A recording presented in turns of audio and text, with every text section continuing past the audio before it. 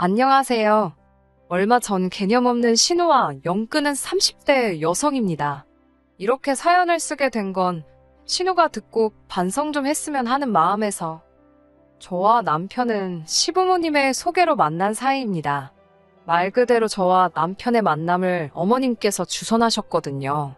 남편을 소개받기 전 저는 온라인 쇼핑몰을 운영하고 있었고 시부모님은 저와 계약관계에 있었던 원당 공장 사장님들이셨지요. 일을 하다 보면 나이나 성별과 상관없이 정말 별의별 사람을 다 겪게 되는데 시부모님은 다르셨습니다. 일단 기본적인 매너가 좋으셨던 건 물론이고 작은 약속도 칼같이 지켜주셨어요. 사실 대부분 공장 사장님들은 나이가 못해도 40, 50대였고 반면에 저는 20대 후반에 불과했으니 상대 쪽에서 저를 동등한 비즈니스 파트너가 아닌 풋내기라고 해야 하나? 한마디로 저를 만만하게 보는 일이 일쑤였거든요. 하지만 시부모님께선 말 한마디를 하시더라도 저에게 꼭 존댓말을 해주셨고 저를 사장 대 사장으로 대해주시는 게 느껴졌어요. 그날은 단가 조정부터 여러 가지로 이야기할 것들이 좀 있어서 아버님 어머님이 제 사무실에 찾아오셨습니다. 대화가 오가던 중 아버님께서 급한 전화가 걸려왔다며 양해를 구하시곤 자리를 비우셨지요. 어머님과 단둘이 남게 되자 저희는 어색한 분위기도 이겨낼 겸 이런저런 대화를 주고받기 시작했습니다. 그러다 어머님께서 먼저 저에게 애인이 있는지 물어보시더군요. 제가 없다고 하니 어머님께선 그게 정말이냐, 너무 괜찮은 아가씨라 누가 데려가도 진작에 누가 데려가지 않았을까 생각했다며. 그럼 이참에 당신 아들을 한번 만나보랍니다. 당신 아들이 정말 잘생겼고 회사도 좋은 데를 다닌다며. 솔직히 같이 일하는 사람들과 사적으로 얽히는 건 내키지가 않았기에 거절하려고 했어요. 하지만 한편으로는 이렇게 좋은 분들 밑에서 자란 남자라면 정말 괜찮은 사람이지 않을까 그런 생각이 들었지요. 저는 잠깐의 고민 끝에 그러면 한번 만나볼까요? 라고 장난처럼 대답했습니다.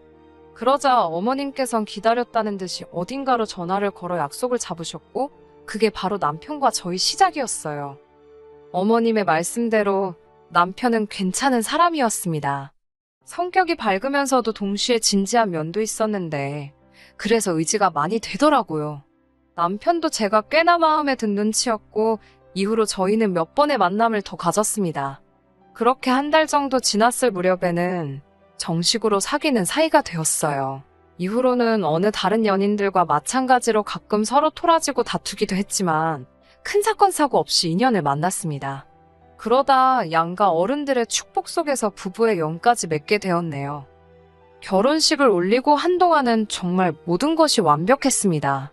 인자하신 시부모님과 능력있고 자상한 남편, 거기다 제가 운영하던 쇼핑몰도 조금씩이지만 나날이 매출이 증가하고 있었으니까요. 하지만 이 행복은 오래가지 못했어요. 제가 사고를 당했거든요. 그날도 거래처에 들렸다가 집으로 돌아오는 길이었습니다. 차를 세워둔 건너편 주차장에 가기 위해 신호등이 바뀌길 기다리고 있었는데 순간 제 몸이 붕 뜨더라고요. 정신을 차렸을 땐 병원이었습니다. 나중에 듣기로는 갑자기 나타난 차가 저를 그대로 밀어버렸다고 하더군요. 저는 병원에서 눈을 떴고 그땐 남편뿐만 아니라 양가 어른들이 다 와 계셨습니다. 제 상태가 많이 좋지 못했어요. 특히 하반신 부상이 심했는데 발목을 절단해야 될지도 모른다는 말까지 나왔었답니다. 남편은 그럴 리 없다면서도 저 몰래 의족도 찾아보고 그랬을 정도였지요. 그래도 불행 중 다행이라 해야 할지 비록 영구적인 장애가 생겼지만 발목은 절단하지 않았습니다. 다만 뛰는 건 고사하고 한쪽 발을 절게 되었지요. 사고로 인해 저는 운영하던 쇼핑몰을 접었고 이후로 우울증에 시달리게 되었습니다. 친정에는 우울증에 걸렸다는 소리는 꺼내지 못했어요. 친정부모님께선 치매에 걸린 친할머니의 병수발을 들고 계셨던 데다가 하나뿐인 딸이 장애가 생겼다는 사실에 무척 힘들어하셨거든요. 그런 친정부모님께 더 큰 근심을 안겨드릴 순 없었네요. 시부모님께서는 이런 제 상태를 너무나 안타까워하셨어요. 그러다 하루는 저에게 조심스레 합가를 제안하시더군요. 시집살이를 시키겠다는 게 아니라 그래도 오가는 사람이 많은 곳에서 사는 게 덜 심심하고 덜 외롭지 않겠냐는 말씀이셨지요. 다른 사람들은 어떻게 받아들였을지 모르지만 제게는 제법 솔깃하게 들렸습니다. 어머님 아버님께서 저희한테 생활비를 바라는 것도 아니셨고 그렇다고 저더러 살림을 하란 것도 아니었어요.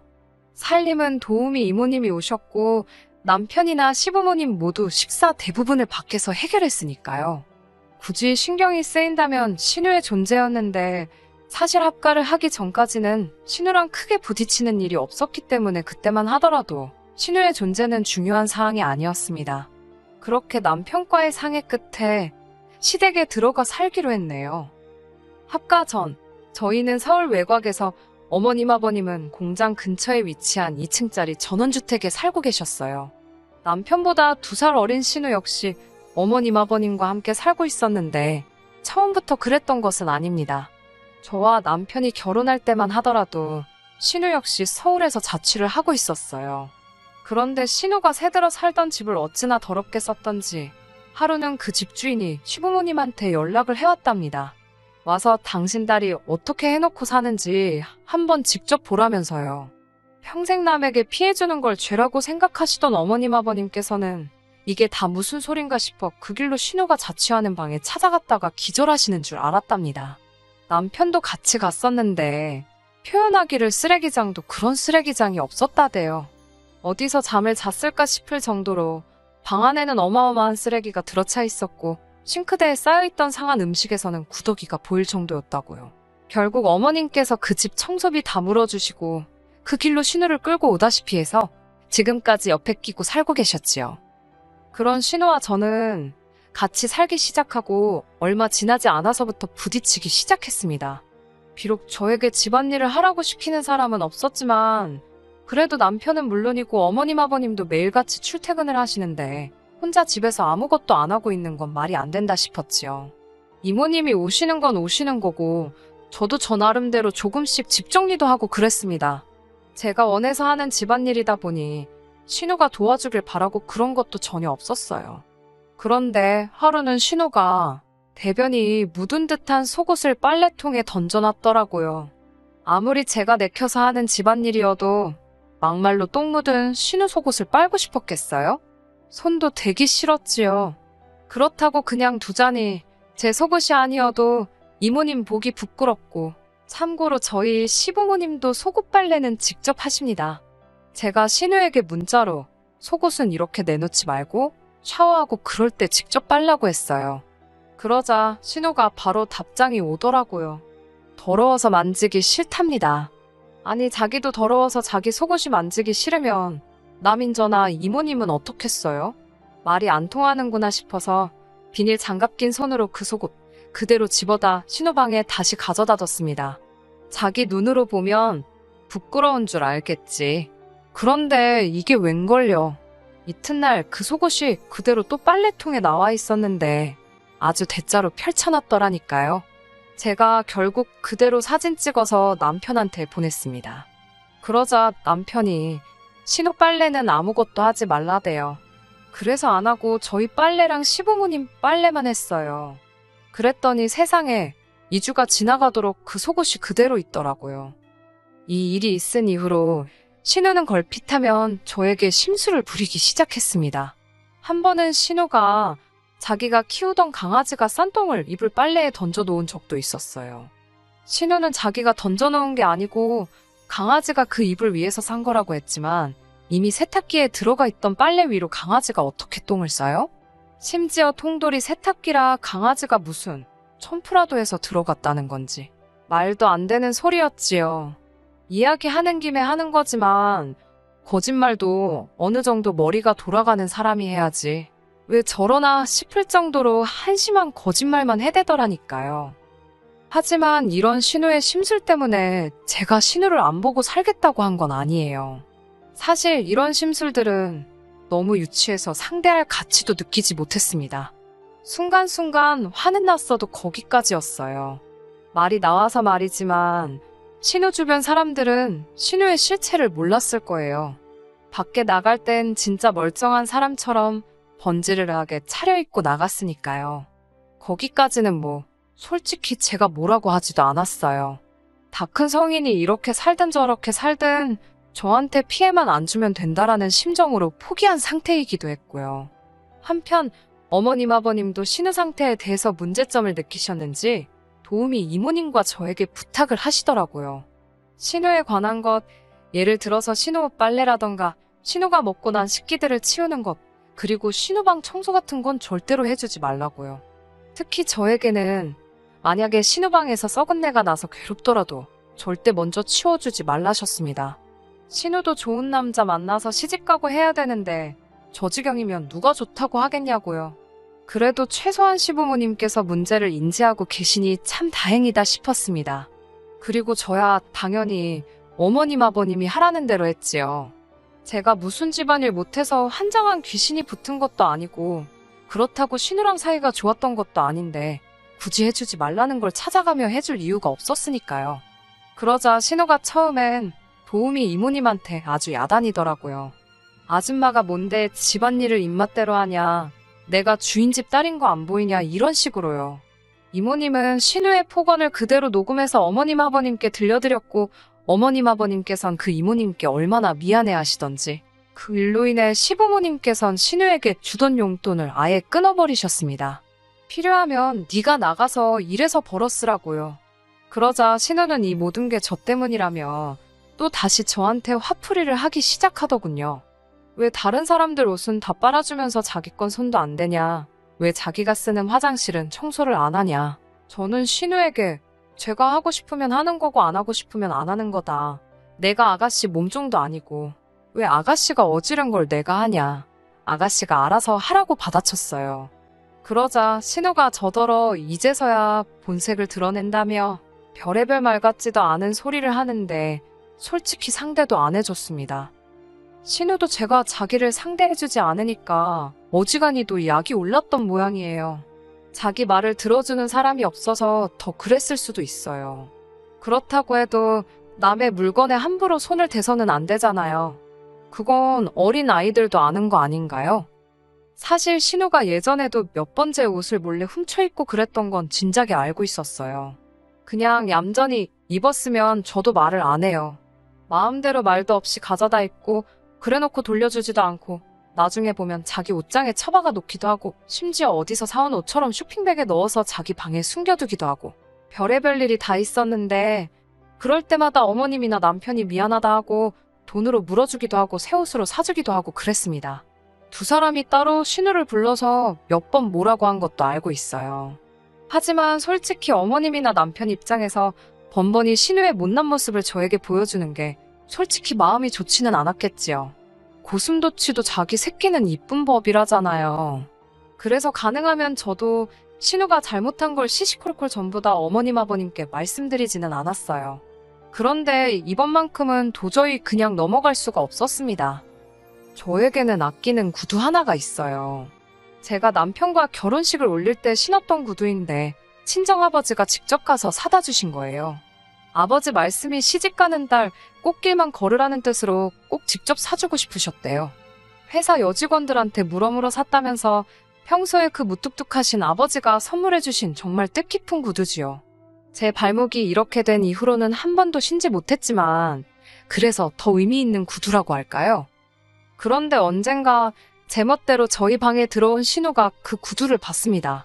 제가 일부러 그 구두는 잘 보이는 곳에다 장식해 두었는데 그게 제 잘못이라면 잘못이겠네요. 신우가 구두를 누가 방에다 두냐면서 제 위생 개념이 엉망이라고 잔소리를 해대더라고요. 똥 묻은 개가 겨 묻은 개 나무란다더니 그러더니 하루는 저더러 그 구두를 빌려달랍니다. 소개팅하는데 신고 나갈 게 없다고요. 그래서 저 구두는 안 된다고 그러지 말고 하나 사신던지 아니면 있는 구두 잘 닦아서 신으라 했습니다. 그러자 제 뒤통수에다 대고 들릴 듯 말 듯 욕을 해대더라고요. 한심해서 듣고도 못 들은 척 무시해버렸습니다. 그리고는 저는 저녁 식사 준비를 하려고 부엌으로 향했고 신우가 어찌나 살금살금 나갔는지 현관문 닫히는 소리를 듣고 나서야 신우가 지금 막 외출을 했다는 걸 알게 되었어요. 그런데 순간 왠지 모르게 쎄한 기분이 들더라고요. 설마 싶어서 서둘러 2층으로 올라가다가 다친 발목을 한 번 더 삐끗하기까지 했습니다. 그렇게 저희 방문을 여니 구두가 사라지고 없었습니다. 아, 정말이지. 화가 나는 건 둘째치고 눈물이 나더라고요. 당장이라도 신우를 쫓아나가고 싶은데 다리는 너무 아프지. 그냥 그 순간의 상황이 너무 답답하고 억울했다고 할까요? 그렇게 2층 방에서 울고 있는데 퇴근한 남편이 들어오는 소리가 들렸습니다.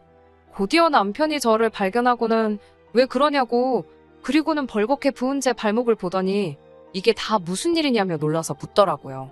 저는 비어있는 신발장을 가리키며 신우가 내 구두를 훔쳐 신고 나갔다고 그 소리를 하면서 또 엉엉 울었습니다. 그러자 남편이 바로 신우한테 전화를 걸어서 당장 들어오라고, 안 들어오면 너 오늘 내 손에 죽는다고 소리를 지르대요. 신우도 어쩌고저쩌고 악을 쓰는지 전화기 너머까지 신우의 목소리가 들렸지만 남편은 개의치 않고 가만 안 둔다고 그 신발 지금 당장 벗으라고 하더군요. 곧이어 어머님 아버님도 집에 오셨지만 신우는 기어이 12시가 다 되어서야 들어왔습니다. 저는 지칠 대로 지쳐 있었고 남편은 매우 화가 나 있었으며 어머님 아버님도 한숨만 내쉬고 계셨어요. 솔직히 말해서 구두 상태만 멀쩡했어도 제가 가족들을 말리던지 신우한테 한 소리 하고 말던지 대충 끝냈을 거예요. 그 정도로 제가 너무 지쳐 있었거든요. 그런데 현관에 선 신우의 발을 보니 일부러 진흙탕에 문지르기라도 한 듯이 구두 앞코가 다 시커멓게 변해 있더라고요. 그 구두를 보니 또 눈물이 나대요. 남편이 신우더러 장난하냐고, 새언니 구두는 왜 말도 없이 신고 나가서 이렇게 하고 들어오냐니까 신우가 이깟 구두가 뭔데 하루 종일 가족들이 자기를 귀찮게 하냐면서 냅다 구두를 벗더니 바닥에 후드려 치는 거예요. 정말 저게 미쳤나 싶을 정도로 아주 악을 쓰면서 말이지요. 그러더니 급기야 저를 노려보면서 제 다리를 비하하는 단어를 쓰면서 제가 순화해서 말하는 거지만 발목도 정상이 아닌 게 무슨 신지도 못할 구두를 가지고 울고 짜냐면서 쇼하지 말랍니다. 아, 정말이지.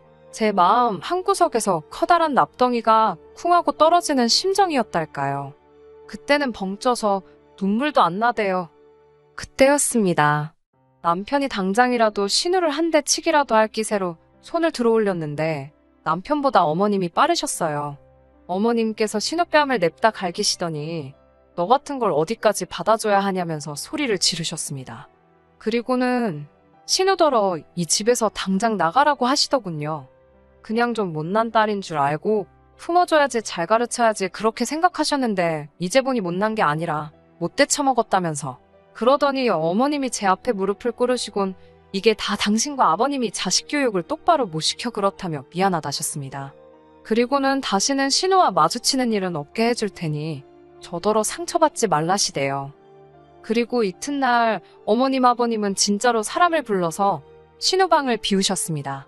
그리고는 신우에게 500만 원을 주시면서 이 돈으로 뭘 하든 네가 알아서 하라고, 대신 2번 다시 이 집에 들어와 살 생각은 하지 말라셨습니다. 그제서야 신우는 어머님께 죄송하다, 새언니만 예뻐해서 셈이 나서 그랬다며 어린아이 같은 변명을 늘어놓았지만 어머님께서는 완강하셨어요. 네 새언니가 용서해도 당신이 용서를 못한다며 제대로 반성하고 못돼 먹은 생활 습관도 싹 다 뜯어고치면 그때 이야기하자시대요. 그렇게 신우는 결국 쫓겨났습니다. 남편에게 듣기로는 일단 친구네 집에서 신세를 지기로 했다는데 어떻게 될지는 모르겠어요. 어머님 아버님께서는 전보다 훨씬 더 저에게 잘해주시려고 하시고 요새 이사갈 집도 알아보고 계시더라고요. 1층, 2층으로 나눠진 집 말고 단층으로 넓은 집으로 가자셨어요. 그래야 제가 좀 더 편하지 않겠냐고요.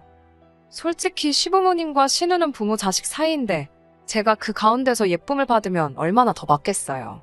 그래도 지금은 어머님 아버님이 주시는 이 사랑을 마음껏 누려보려고 합니다. 언젠가 기회가 된다면 제가 신우랑 잘 지내게 될 날도 있을까요? 그건 솔직히 잘 모르겠어요. 솔직히 저보다는 신우한테 달린 일 아닌가 싶기도 하고, 그래도 모든 시부모님이 자기 자식만 싸고 도는 건 아니라는 이야기를 꼭 해드리고 싶었어요. 어머님 아버님 감사합니다. 끝까지 들어주셔서 감사합니다. 오늘의 사연은 여기까지입니다. 구독과 좋아요, 알람 설정 부탁드리고 더 좋은 사연으로 다시 찾아뵙겠습니다. 감사합니다.